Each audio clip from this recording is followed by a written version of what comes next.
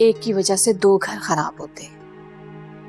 बेटा, आयमा का वलीद के लिए और तुम्हारा दूरे शहवार के लिए जज्बाती होना एक फितरी अमल है, लेकिन अक्लमंदी इसी में है कि तुम दोनों अपना रिश्ता खराब मत करो।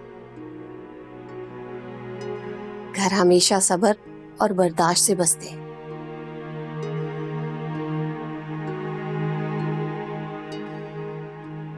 अब फिर मत लड़ना।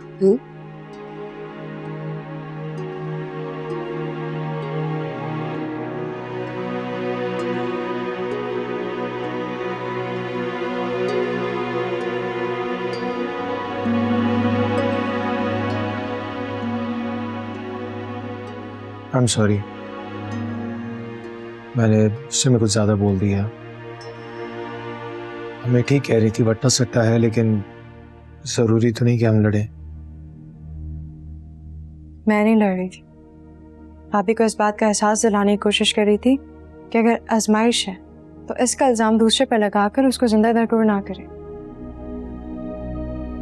मैं तुम्हारी बात समझ गया हूँ और ठीक कह रही हो तुम।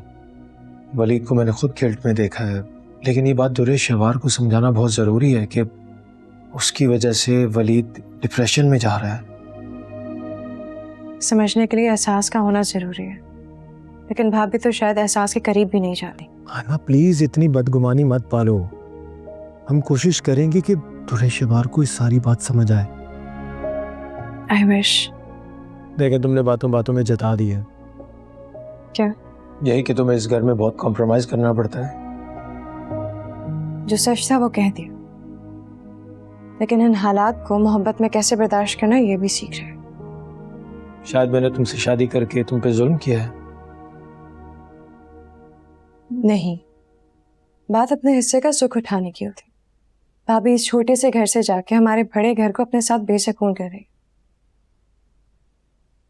लेकिन मेरी कोशिश है कि इस छोटे से घर में मौजूद लोगों का सुकून बने। तुम अपनी इन बातों से वाजे कर चुकी हो कि मेरा इंतखाब गलत नहीं था।